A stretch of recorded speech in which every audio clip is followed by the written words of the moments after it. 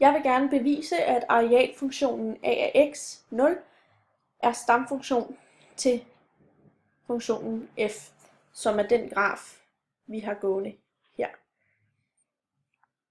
F er en ikke-negativ graf mellem intervallet a og b, og i det her interval har vi også et punkt, der hedder x0, f af x0 ligger her. Godt så. At arealfunktionen er en stamfunktion til f vil sige, at a mærke af x0 er lig med f af x. Og det vil jeg bevise ved hjælp af tretrinsreglen, hvor vi i første trin kigger lidt på tilvæksten i a, som jo er a af x plus h, minus a af x, det vil sige, det er hele det her areal, minus kun det her areal. Det giver altså det her areal. Godt så. Vi vil gerne finde differenskvotienten, og den hedder jo så tilvæksten i a divideret med h.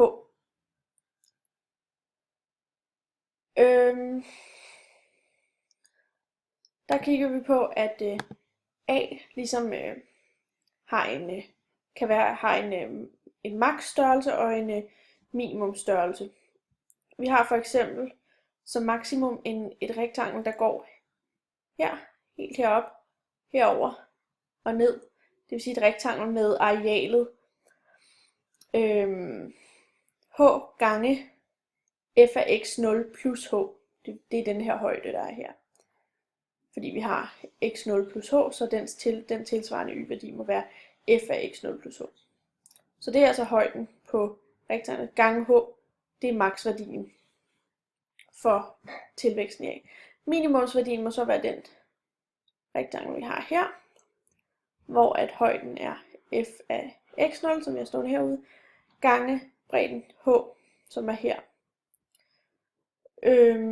Det er altså minimumsværdien for tilvæksten i a. Så tilvæksten i a ligger mellem de to rektangler her, som vi også kan se, hvad den går igennem her. Godt så. Vi kigger lige her. Nu har jeg sagt, at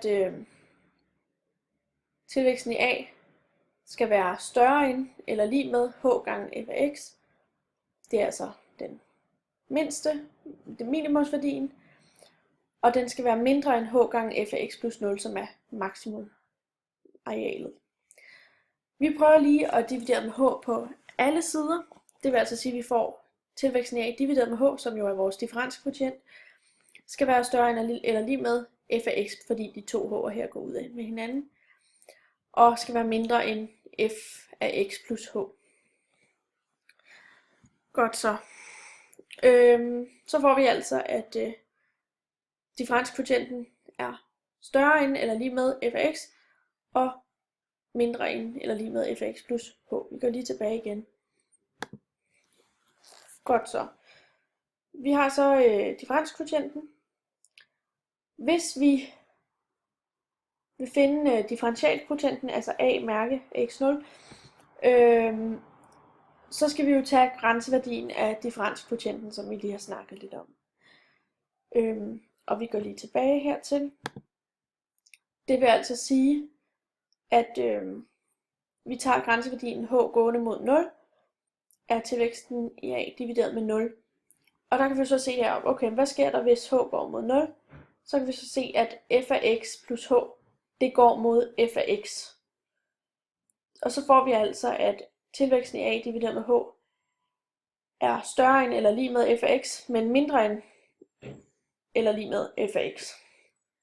Okay, så vi har altså, at det giver f af x. Og det var jo det, vi ville vise, at a mærke af x er lig med f af x. Det vil altså sige, at a af x eller x0 er grænseværdien til, eller er stamfunktionen til f. Og altså, at der er en sammenhæng mellem stamfunktioner og arealet under en graf og over første aksen.